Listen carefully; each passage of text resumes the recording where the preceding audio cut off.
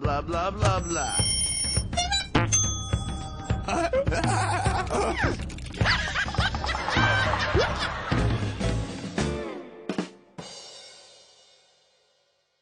मेरठ में ना दो चीज सब लोगों के अंदर कॉमन है, एक कॉन्फिडेंस और दूसरा ओवर कॉन्फिडेंस।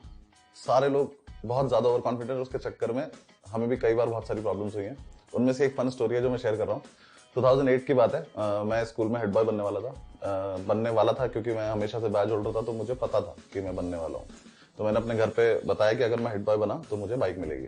तो घर वालों ने बोल दिया कि ठीक है ले लेना। तो बस लाइफ सेट हो गई कि अब तो हेड बॉय बन गए, बाइक भी मिलने वाली है। सेम डे पे डिसाइड हुआ कि मेरा जो बेस्ट फ्रेंड है वो स्पोर्ट्स कैप्टन बन रहा है, और उसकी क्वालिफिकेशन तो मॉनिटर बनने की भी नहीं थी, मुझे नहीं पता वो कैसे बन रहा था। तो फिर हमें लगा ये तो इससे तो अच्छा कुछ हो ही नहीं सकता, अब तो हम दोनों कुछ ना कुछ बन रहे हैं। तो सेलिब्रेशन स्टार्ट कर दी हमने, और इन्वेस्टिचर सेरेमनी की वो रिहर्सल शुरू हो गई। याद है ना, इन्वेस्टिचर सेरेमनी होती थी एक, जिसमें ऐसे करके झंडा पकड़ के चलना होता था। वो पता नहीं क्या पागलपंती की किसी ने, पता नहीं किसने शुरू किया था, वो मुझे तो आज तक समझ में नहीं आया। और हमारे स्कूल के साथ भी कुछ प्रॉब्लम थी, पता नहीं शायद वो सब स्कूल के साथ है कुछ, कि वो जो डंडे होते हैं ना झंडे के, वो कभी डंडा नहीं होता, वो जैवलिन होता है।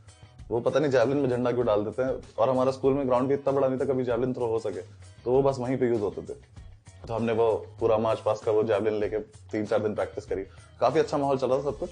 हम खुश इसलिए थे कि एक तो बाइक आने वाली है, ऊपर से टेक्निकली वो जिस दिन हमें बैज मिलेगा हेड बॉय का, सबसे ज्यादा पार आएगी स्कूल में, तो वो टेक्निकली सबसे अच्छा दिन था। मतलब one of the best days तो होना ही चाहिए था मेरे स्कूल लाइफ का। और वो इतना मनहूस दिन था ना मेरा, कसम से। जिस दिन हमें बैच मिलना है उससे 2 दिन पहले बाइक आई, बिल्कुल चमचमाती 150 सीसी की बढ़िया बाइक, ब्लैक कलर की। हमने वो लेके मेरठ के बहुत ही पुराने रिचुअल के हिसाब से उस पे स्वस्तिक ना बनाते हुए उस बाइक को हम सबसे पहले लेके गए उसकी नंबर प्लेट चेंज कराने, कि इस पे कुछ कूल सी नंबर प्लेट लगेगी ताकि एकदम रौला सा बन जाए। वो मेरठ का कुछ रिचुअल है, मुझे नहीं पता ये छिछोर बना किसने शुरू करा वहां पे, लेकिन वो सबको करना पड़ता है। तो 250-300 रुपए के हिसाब से हमने एक नंबर प्लेट चूज करी। इसमें कोई टेक्निकल फ्लॉ मत निकालना कि पहले दिन ही बाइक में नंबर प्लेट कैसे मिल गई, क्योंकि वो सेकंड हैंड बाइक थी। इतना बड़ा अचीवमेंट नहीं लगा था मेरे बाप को वो, कि वो मुझे हेड बॉय बनने पर नई बाइक दिलाता। मैं उसकी फोटो भी दिखा सकता था आपको नंबर प्लेट की, यहाँ पे साइड में कहीं पे, लेकिन मैं दिखा नहीं सकता क्योंकि मैंने आज पापा को कॉल किया था कि पापा वो बाइक की नंबर प्लेट की फोटो भेज दो, तो उन्होंने बोला कि फोन रख। तो इस चक्कर मेरे पास फोटो नहीं है, लेकिन मैं बता देता हूँ, डिस्क्राइब कर रहा हूँ। ऊपर से ऐसे चौड़ी थी, नीचे से पतली और स्टाइलिश थी। बस उसमें दिक्कत एक थी जो नहीं होनी चाहिए थी, कि जो बाइक का नंबर है ना, उसका जो फॉन्ट था वो इतना अजीब था कि बाइक का नंबर समझ में नहीं आ रहा था क्या लिखा है। बाकी उसके ऊपर नंबर प्लेट के ऊपर मेरा नाम लिखा था अनुभव, वो समझ में आ रहा था। तो पर्पस डिफीट हो रहा था, लेकिन सुंदर बहुत लग रही थी। तो हमने वो लगवाई। तो मेरे स्पोर्ट्स कैप्टन साहब, मेरे बेस्ट फ्रेंड घर पे आए सुबह सुबह। हमने बाइक निकाली और हम दोनों ने व्हाइट ड्रेस पहन रखी है पूरी, हम अंकल जॉन लग रहे हैं। वहीं से हम दोनों बाइक पे बैठे अपनी, और हम स्कूल के लिए निकल गए। यहाँ से शुरू हुई हमारी मनहूसियत उस दिन की। खुश थे हम बहुत ज्यादा, हम बाइक लेके निकले हैं और मैं उसके पीछे फोन पे कुछ कर रहा था, मैंने ध्यान नहीं दिया। बस जो मुझे नेक्स्ट मोमेंट याद है वो ये था कि हम रोड पे पड़े थे एक दूसरे से 20 मीटर दूर, और हमारी बाइक डिवाइडर के दूसरी तरफ गिर चुकी थी। मैंने उठ के देखा तो चोट तो हमें नहीं आई ज्यादा, लेकिन मैंने आके अपने स्पोर्ट्स कैप्टन साहब को उठाया तो उनकी ट्राउजर फट चुकी थी, और हमें भी बैच लेने जाना है स्टेज पे। तो देख के मैंने उससे पूछा, मैंने क्या हुआ क्या था। उसने इतना घटिया लॉजिक दिया मुझे उस इंसान ने। कह रहा भाई अचानक से ना सांड खड़ा हो गया था। खड़ा हो गया था मतलब तू बैठे हुए में जाकर टक्कर मारने वाला था क्या? खैर मैंने उसे माफ किया, मैंने कहा चल चलते हैं, अभी स्कूल चलते हैं। पहले हम साइकिल स्टैंड पहुंचे, जाके हमारे स्पोर्ट्स कैप्टन साहब बाकी सब बच्चों से ट्राउजर मांग रहे हैं। क्यों मांग रहे हैं मुझे नहीं पता, बाकी सबने अलग कलर की ट्राउजर पहनी हुई है, बस वो फिर भी रिक्वेस्ट कर रहा है कि भाई प्लीज ट्राउजर दे दो।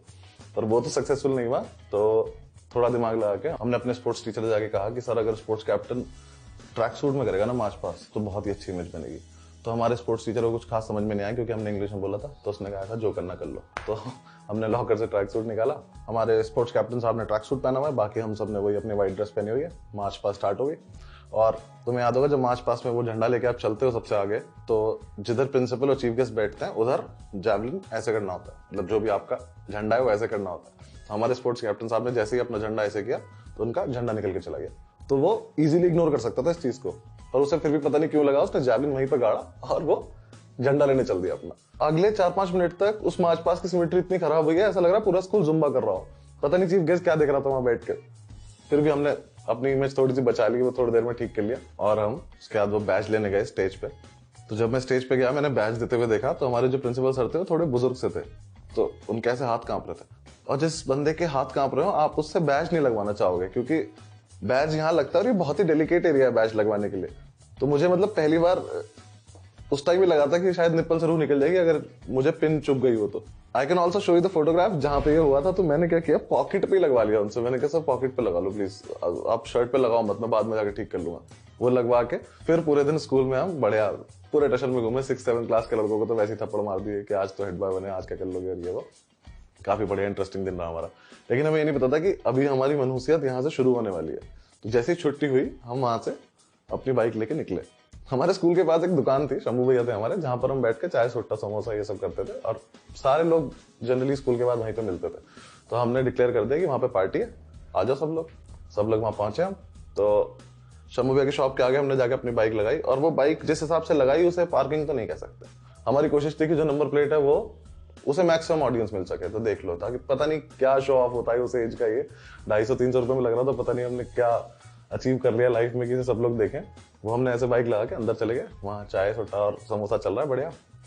इतने में एक हवलदार आए, उन्होंने आके बाइक पे डंडा मारा। मुझे ये नहीं पता कि वो क्या ओवर कॉन्फिडेंस था मेरा और मेरे बेस्ट फ्रेंड का कि हम दोनों ने इग्नोर कर दिया उसको। उसने वहां से बोला बाइक किसकी, हमने जवाब ही नहीं दिया, पता नहीं क्यों। उसने नंबर प्लेट पढ़ी, उसने नाम पढ़ा, कहता अनुभव कौन है। तो मैंने दूर से हाथ उठाया, मैंने कहा मैं।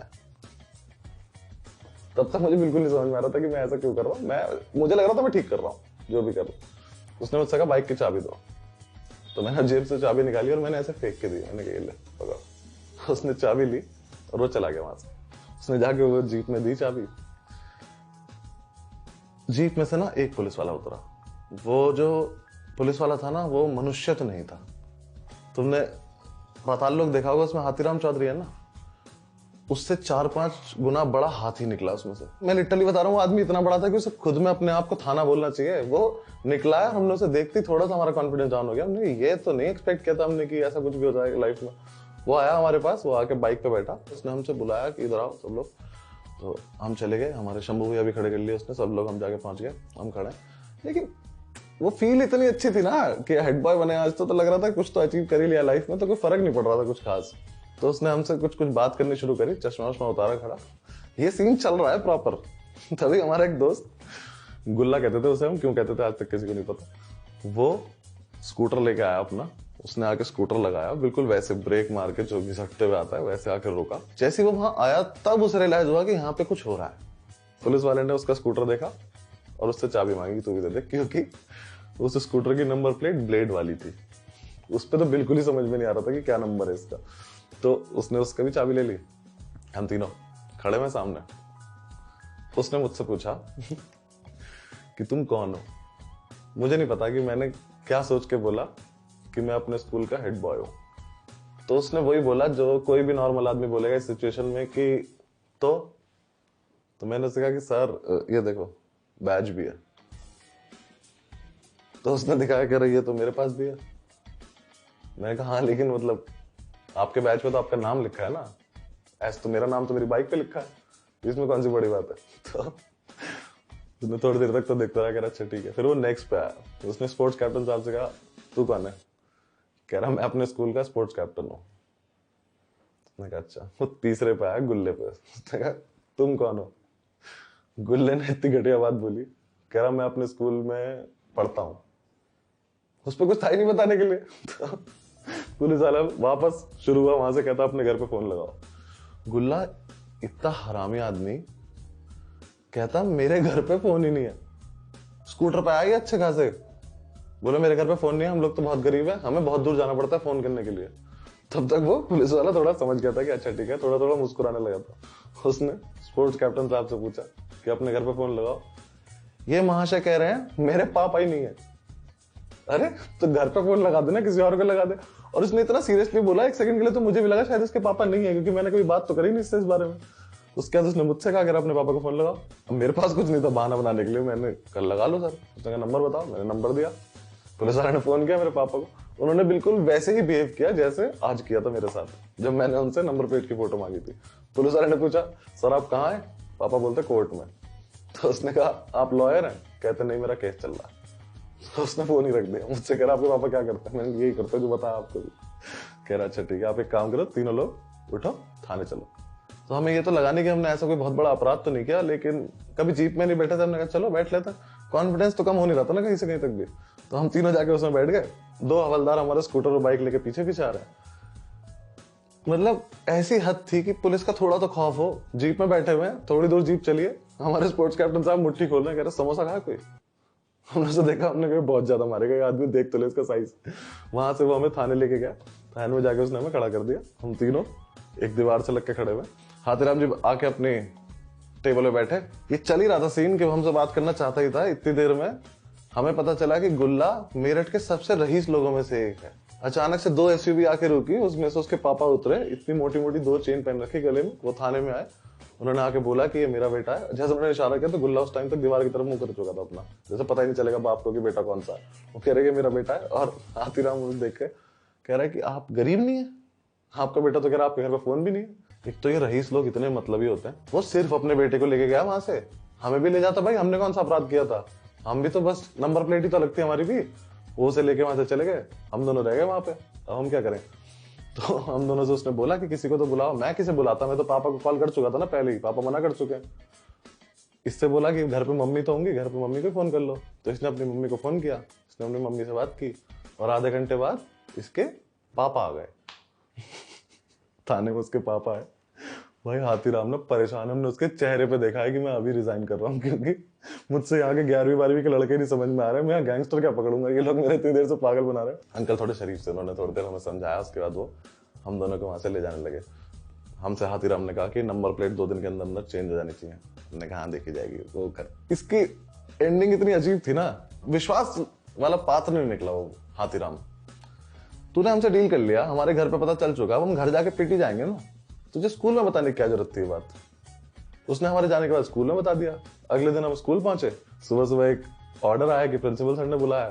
तो हम दोनों को लगा कि अब तो बैच होल्डर है, रोज का आना जाना होगा ही। हम दोनों गले में हाथ डाल के जा रहे हैं, बढ़िया। प्रिंसिपल ऑफिस पहुंचे, उन्होंने हमें बुलाया, तो जितनी इज्जत से बैच लगाया था उतनी बेरहमी से उतार लिया कि तुम्हारा बैच छिनता है। और बैच उतारने में चुबा दिया उस बंदे ने, पिन उतारते हुए कैसे चुबा रहा है। उसने उतारा, वापस छीन लिया, कह रहा है कि अब तो तुम्हें बैच नहीं मिलेगा। हमने कहा सर ये क्या तरीका है, मतलब एक दिन के लिए बने थे क्या हमें, जो भी बने थे वो करा लेंगे हम नंबर प्लेट चेंज, कुछ नहीं। प्रिंसिपल सर माने नहीं, थोड़ी देर तक हमने समझाया तो उन्होंने हमें पनिशमेंट और दे दी कि बाहर जाके खड़े हो जाओ। पहली बार स्कूल के इतिहास में ऐसा हो रहा था कि जो हेड बॉय और स्पोर्ट्स कैप्टन है वही पनिशमेंट में खड़े हुआ। तो हम दोनों बाहर जाके पनिशमेंट में खड़े हुए। एक तो हम इतना तो पता था कि एक ही स्कूल में 3 दिन के अंदर 2 इन्वेस्टिगर सेरेमनी तो होंगी नहीं, तो मिल तो जाएगा ही बैच वापस। 1-2 दिन बाद हमें वहां से बैच वापस मिल गया। लेकिन हमें लगा कि इससे एक बहुत इंपॉर्टेंट चीज हमें सीखने को मिलती है कि जब भी हम कुछ अगले 1 साल तक गलती करेंगे ना, ये लोग हमारा हमेशा बैच छीन लेंगे।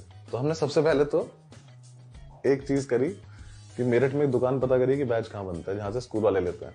तो हमने जाके सबसे पहले 10-10 बैच बनवाए कि 10-10 बैच बनवा लेते हैं अपने, जब भी कोई टीचर छीनेगा दूसरा लगा लेंगे, हमें फर्क ही नहीं पड़ रहा, जो करना करो। जब हम बैच बनवाने भी गए थे ना, वहां जाके भी मेरा स्पोर्ट्स कैप्टन कह रहा है भाई प्रिंसिपल का बनवा लेते हैं। हाँ, स्कूल का नाम लिखवा लेना, यहाँ पे बैच पे स्कूल का नाम लेकर घूम लेते हैं। हमारे इस पर्टिकुलर इंसिडेंट का तो तुक्के से पता नहीं कैसे हमारे साथ इतना प्यारा एंड हुआ कि 3-4 दिन बाद हमें पता चला कि जिस पुलिस वाले के साथ ये पूरा इंसिडेंट हुआ था उसका ट्रांसफर हो गया।